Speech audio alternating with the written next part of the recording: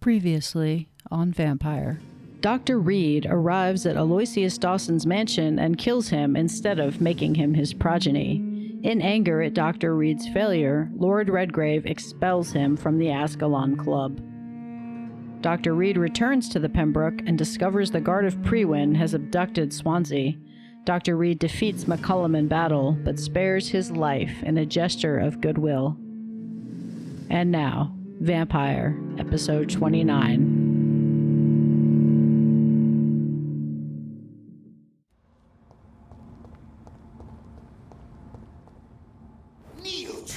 Oh boy, okay, immediately I came over here to see my good buddy Calhoun and tell him about a restaurant I found, and this twat from...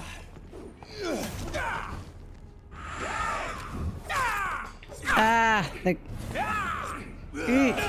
Ascalon Club is here, and he's bothering me.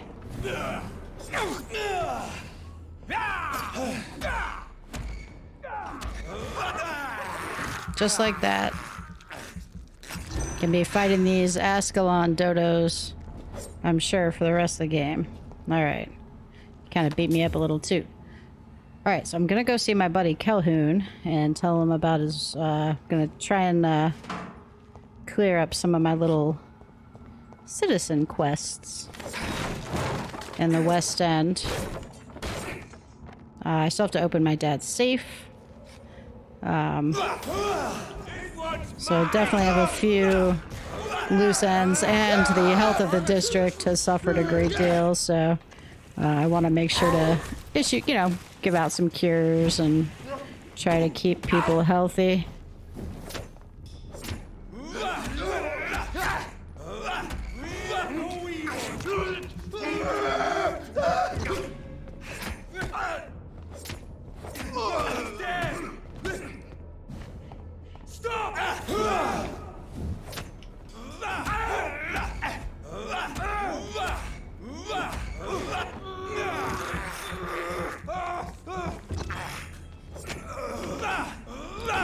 I really beefed up my health, and it's actually, I'm finding it a little difficult to, actually keep my health full.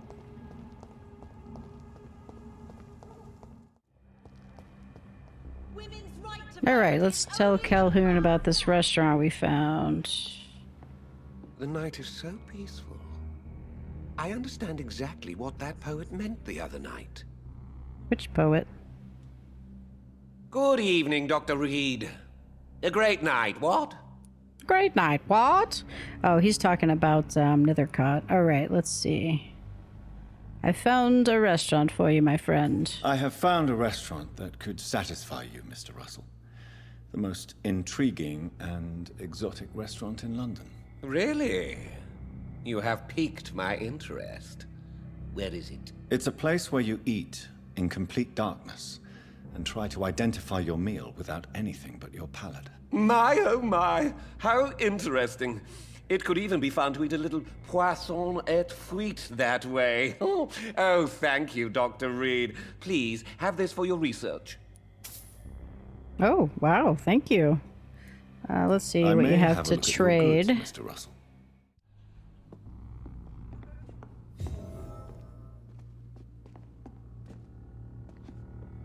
It's locked. Good evening, Dr. Reid. A great night, what? Do you need medical help? You would save my life, Dr. Reid. I have not felt so bad in many years. Alright, let's get you fixed up, buddy. Don't worry. There is nothing serious to fear. I have seen far worse, I can assure you. I cannot imagine the pain these people must face, then. You have my gratitude, Doctor. This disease has ruined my appetite. Well, we can't have that, my friend. We cannot have that. Goodbye, Mr. Russell. I'm sure you'll take care of yourself. Okay. Now I do want to... what's in my way? Get out of my way! Oh, I do want to give cures to everybody. Come here, Clarence. Oh, and then there's Louise. Good evening, Yes. Miss Teasdale. How have you been since you returned home? Dr. Reid, Oh, thank God you returned safely from these awful streets. I was so worried about my father that I left without thanking you properly. Please don't mention it, miss. Good. I found him, you know. My dad. Or what was left of him. I think my abductor intended to do the same thing to me. He did not have the best of intentions. Do you need my medical attention, miss? I don't need your help specifically. I can assure you there are many competent doctors around. Well, you're gonna get it anyway. I have no doubt about it. But I'm offering you my help anyway. All right then. But please leave me alone for now. Okay. I do want to ask you a few things. Louise, what can you tell me about the vampire who captured you? The little fucker claimed he'd fallen in love with me. That he wanted to spend eternity with me. Not a bad idea. At least that's the way it seemed at first. Really? Did you consider accepting his proposal? Well, immortality. Not a common wedding gift, is it? I think he just wanted to have his way with me. Can vampires even fuck, Doctor? What? Well, I really can't answer that. Since they are creatures of blood, physically speaking, I suppose an erection is possible. But Don't be embarrassed, Dr. Reid. I was just asking. You for a doctor. You thought that through pretty well, though. Louise, tell me what you really think about your father's sacrifice to save you. I'm proud he went after me. I forgive him all his harsh words, all his bloody attitudes. I only wish I could tell him how much I loved him. yes, it can be traumatic not having the chance to say goodbye to those we love. Yes, Doctor. And there's no treatment for that type of pain, isn't that right? That may be the last thing my father taught me. Only time, Louise, only time. You seem to cherish your father a great deal. Dad was the best. He kept an eye on me, but let me make my own mistakes. Louise, he used to say, mistakes are the best teacher. You would have liked him. I'm sorry you didn't have the opportunity to say goodbye. That's all right. He's buried in consecrated ground now. Nothing bad can happen to him. Oh God, I hope her dad doesn't come back as a vampire. What do you do for a living, Miss Teasdale? Before my kidnapping, I was a waitress in a pub. Now I'm unemployed. Were you fired? No, it's just that after my recent experience, I don't feel like I can go back to my normal life. I need to do something useful. Be very careful, Miss Teasdale. You were lucky to escape death once, but vampires lurk everywhere. You killed my kidnapper by yourself, didn't you? No offense, Doctor, but you're just a doctor. I don't see why I couldn't do the same. Oh, well. What do you intend to do? Dad always told me, Louise, if you want something, don't stop until you have it. I did my research and I found it. Ichabod Throgmorton, professional vampire hunter. Oh God. I'll be his apprentice. Oh, don't do that. Oh my goodness. What can you tell me about this area? I've never really liked this part of town. It was where my father wanted to live. I won't remain here much longer. What exactly don't you like about it? People here are contemptuous and elitist. My dad always said, Louise, always treat people like you want them to treat you.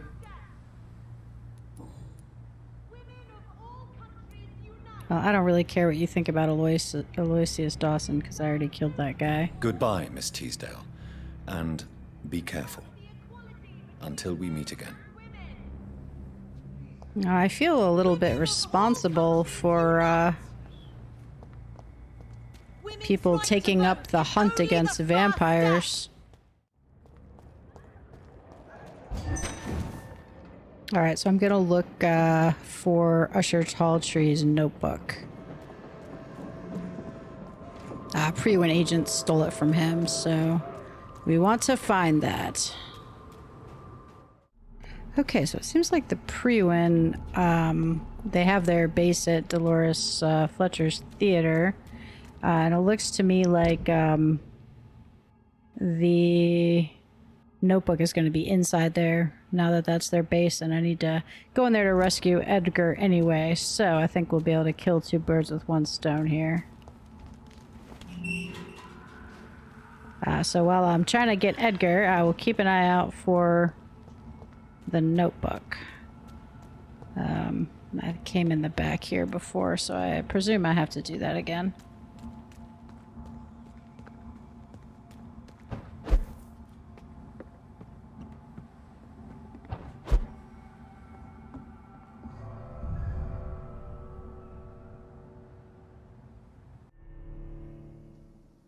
So Priwen never left Doris's theater after they invaded.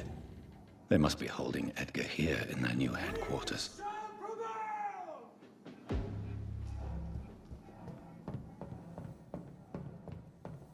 Okay, so I'm back in the theater, and so I need to find out about what Edgar was up to, and hopefully find Edgar, and then also find Usher Talltree's notebooks.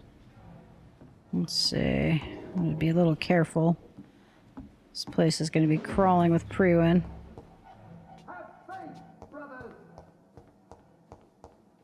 Sounds like someone's giving an impassioned speech. Maybe I can observe from the balcony the way I did with Doris.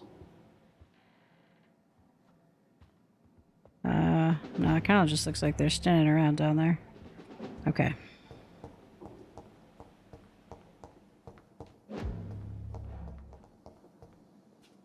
Alright, let's see. There's a way down there to get down to the stage. I think I have to go through this hole in the floor. Over there! Oh, hello. One of them vermin!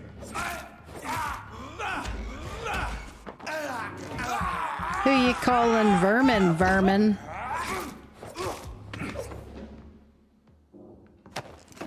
Let's see. Okay. Alright, that doesn't go anywhere. Alright, let's see, I think... Oh, hello. He's mine! Leech, mine! Watch out! Boy, your buddy was real slow coming up here to help you.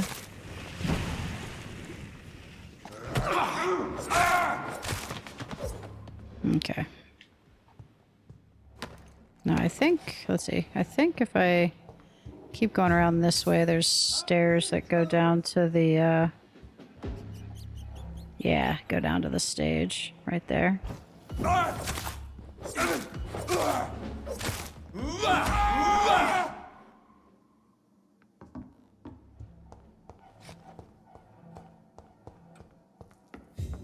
Wonder if McCullum's back here yet. I left him pretty beat up, so... Alright. Hi, guys. Burn it! Beast must die! Have faith, brothers! Ow.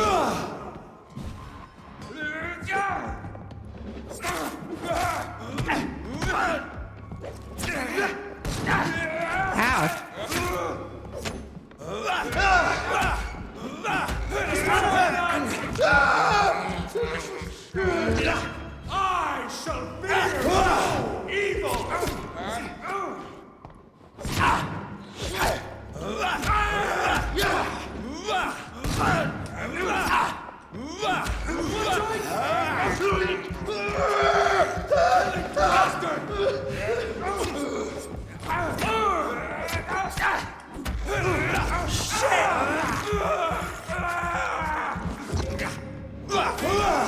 Shit, that leech is fast!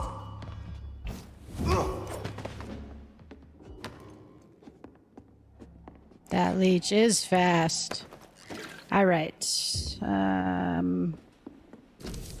McCullum's report. Okay.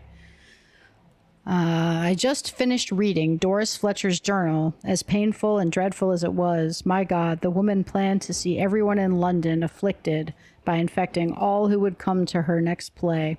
It helped me understand greatly what is going on. Doris Fletcher's real name was Doris Jones. She was the daughter of some Harriet Jones who has been treated as a patient for a long time at the Pembroke Hospital.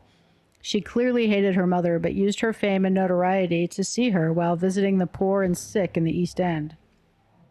I don't know exactly what happened then, but this is how her mother infected her before returning to the theater, and how she turned into that monstrosity that the leech known as Jonathan Reid finally defeated. The presence of that vampire in the same hospital where Harriet Jones was treated can't be a coincidence. I'm convinced he's deeply involved with the vampire plague going on in London right now.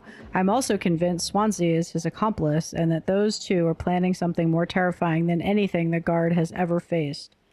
Okay, you're so wrong, buddy. Maybe I should take some time to read the old books and manuscripts the guard still possesses to get some answers. It may prove useful.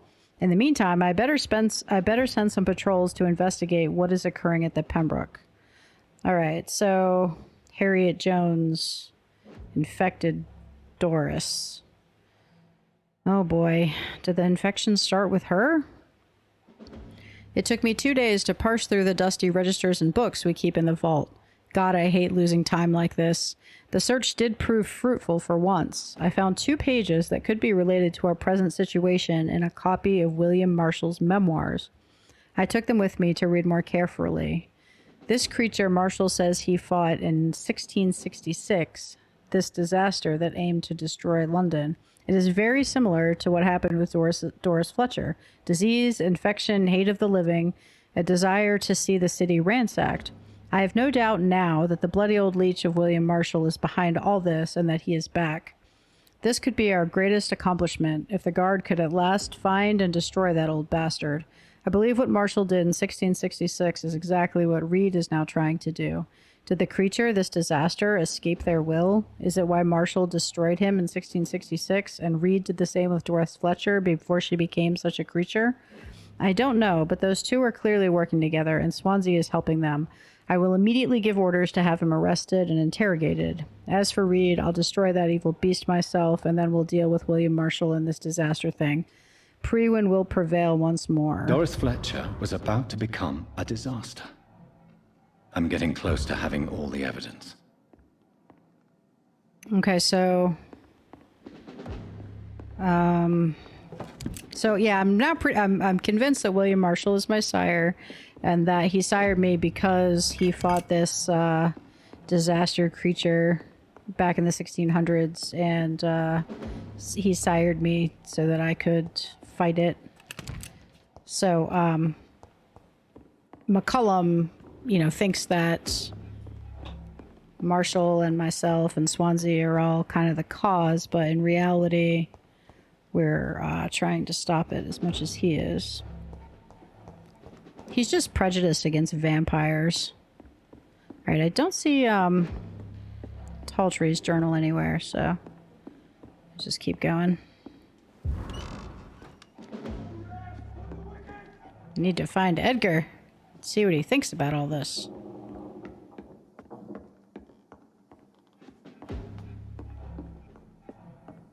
Let's see.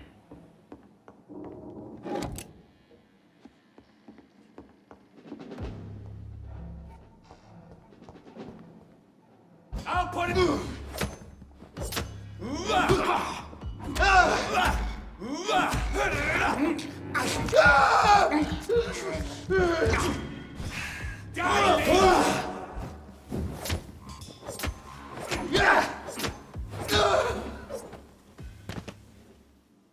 Okay.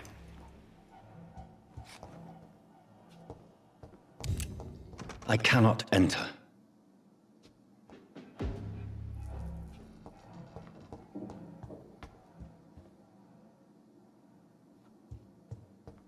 I don't know if I need to, is the journal, Taltry's journal, just going to be sitting out, or do I need to open all the chests? Sometimes I do find things in chests.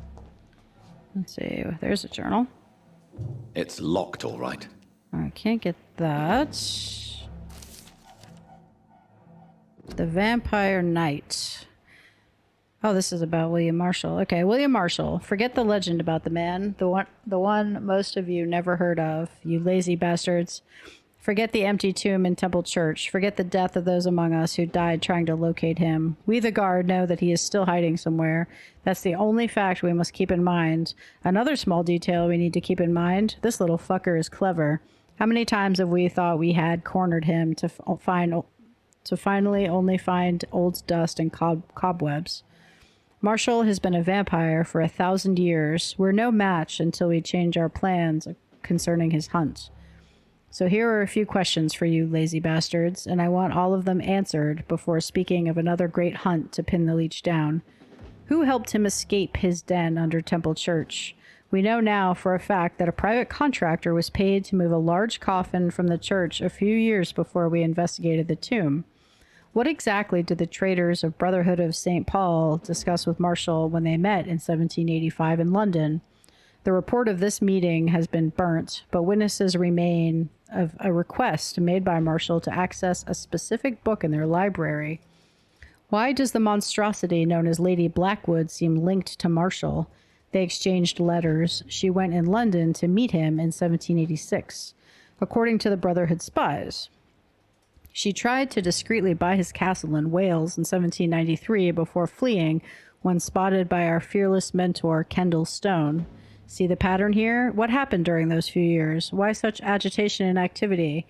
Answer these questions, my brothers, and you will find the path to our most eminent foe, William Marshall, oldest vampire of England, to survive our righteous wrath.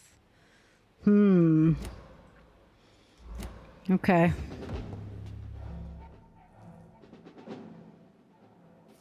All right, let's see. William Marshall's memoirs. The Brotherhood of St. Paul's Stole finally agreed to meet me in London. They proposed to meet inside the new Cathedral of St. Paul. I like the wit and solemnity of these men. What a symbol to choose the place where I defeated this disaster, but also the place where I fell. I agreed to their proposition. There, in the sacred silence of the church and under the eye of God, they respectfully listened to me. They acknowledged my victory against the evil creature, the Dosastro, the eater of stars, who only wished to spread death and pestilence all around her. Since they acknowledged my will to save London in 1666, they heard my request, my burning desire to stop the blood of hate. Their primate promised to come back to me with an answer. The primate of St. Paul wrote back to me with just a name, the Tear of Angels. According to him, this ancient artifact could heal anything, cleanse any blackened soul, and purify my blood. Blessed be the Lord, it took me more than 100 years to find a cure for the blood of hate, but I may finally have found it. Soon the rage shall end. Soon I may repair the wrong I did and cleanse my failures. Now all I need to do is retrieve the necessary ingredients to create this artifact. Blood of the purest heart mixed with the blood of a king. To find such rare ingredients is not what worries me the most, for time is on my side. It's the last part that worries me, pure essence of garlic. I'm afraid it will literally hurt like hell when I drink the antidote. But if that's the price to pay to cleanse my soul and correct my mistakes, I am ready to endure this excruciating pain. Blood of a pure heart, garlic, blood of a king. I don't understand. Perhaps this is what McCullum drank. I had better keep that in mind. It's locked. Yeah, he said it was the blood of King Arthur, so that is in fact the blood of a king. See, I got another key, and there was a locked door where? There. It's locked, all right. Oh. Well, that's irritating. The plot thickens. So now I'm suddenly worried that I'm going to be able to mix up a cure for this, and then I will have killed, like, Dorothy and all of them in vain. Edgar! Edgar. Edgar, can you hear me? Jonathan. Oh, he's roughed Is up. it really you? Easy. Easy. Save your strength. I'm getting you out of here.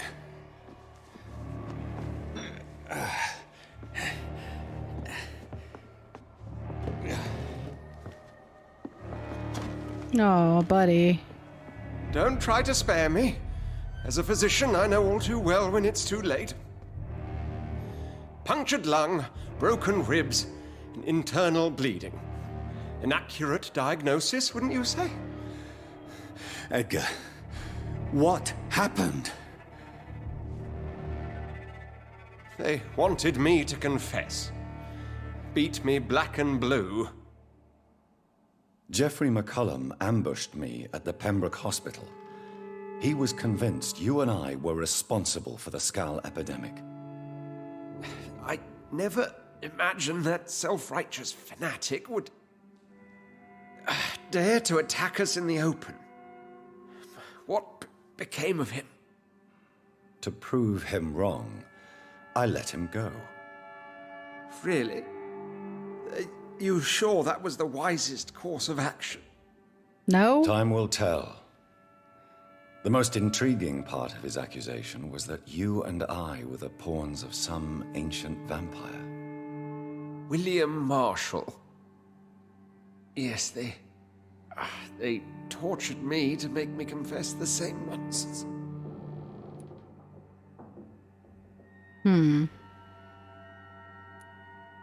I think you're hiding something, Edgar. What do you mean? William Marshall, for example. You speak of him as if you know him. How is that? Jonathan, I cannot say I'm ready for another round of questions.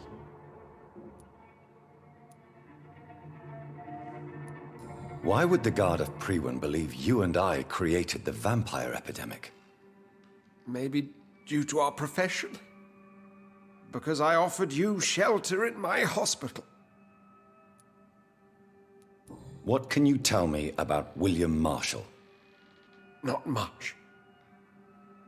History paints the story he was the greatest knight who ever lived. Amongst the immortals, he had a yet greater legend.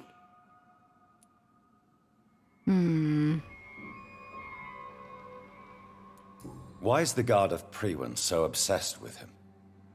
He was the only ancient vampire to escape the first great hunt launched by the Guard of Priwen in 1854. They believe he's an evil creature plotting his return. What do you believe? Why would he deserve such a reputation? I cannot say. The Brotherhood of St. Paul's Stole has next to no intelligence on him. All I know is that he's supposed to be the oldest of all the British vampires. Wonder if Edgar knows that he's my maker. While investigating the epidemic, I read some of McCullum's findings. I think you have some explaining to do. I have nothing to hide, Jonathan. Nothing at all. Doris Fletcher visited her mother at the Pembroke Hospital.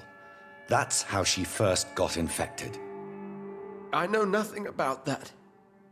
Miss Fletcher once came to visit the sick. That is all I know. No, Edgar, there is more. Doris Fletcher was Harriet Jones's daughter. They exhibited the same symptoms: blind hate and strong physical mutation. What does this sad story have to do with us?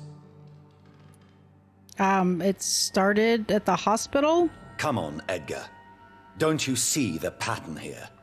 The epidemic, the link between Doris and Harriet, the suspicion of McCullum. How could I? I never saw Harriet Jones again after she fled the hospital.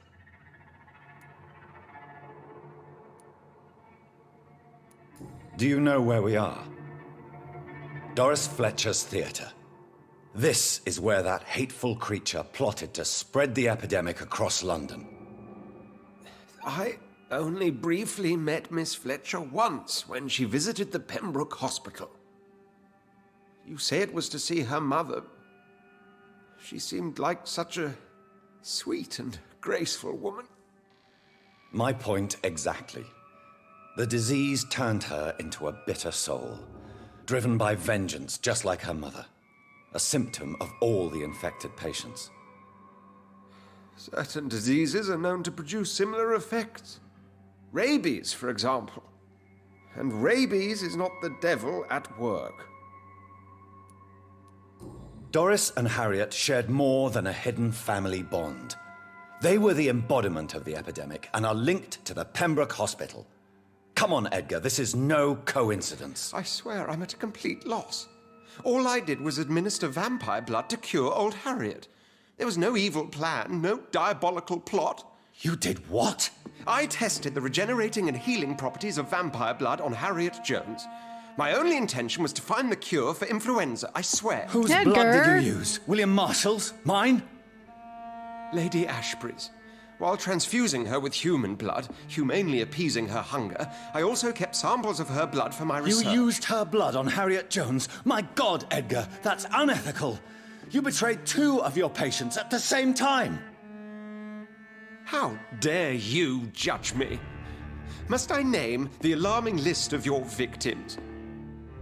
We are both deceivers. But at least I know I'm a monster. You have worked beside me. You saw what I'm doing at Pembroke Hospital. Jonathan, you know I'm not an evil soul. Just another victim of this tragedy. I'm assuming that he did not, tell Lady Ashbury. I kind of want to turn Edgar, but he deserves kind of, well, I don't know. Gosh. I do feel a little like, wow, this is a really agonizing decision. You know what? I'm going to try to keep him alive. No, I'm going to kill him. Oh my God. Oh my gosh. What am I going to do? Edgar's my friend. He gave me this coat. No, Edgar, you are not going to die. Unless you want to. What do you mean? I can save you, Edgar. I can turn your broken body into one like mine. You truly would? After all I've done, after all that's been said, you would offer me this gift? I have no way of knowing which punishment would be worse, Edgar. But it is not for me to decide. So? Oh, please, Jonathan, please. I beg you. This is what I've always wanted. This is what I've always searched for. Very well, then.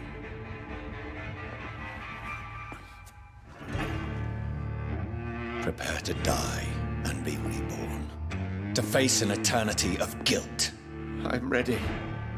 Oh, indeed, I am ready.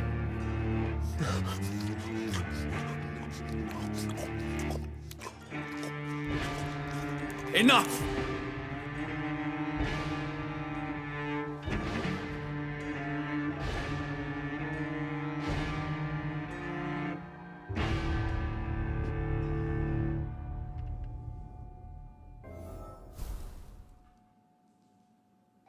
Guess I'm gonna lose a level there. I bet you I'm level 32 now.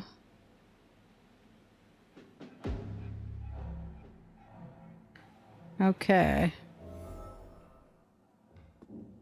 Oh, I didn't lose a level. I just have to earn that XP back. So I guess I can leave him there and he'll rebirth himself.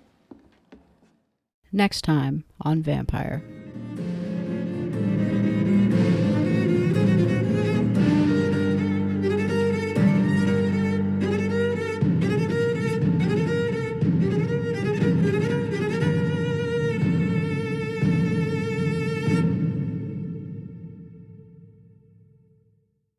If you're enjoying this Ferocious Tater Tot Let's Play, please do hit the tot to subscribe.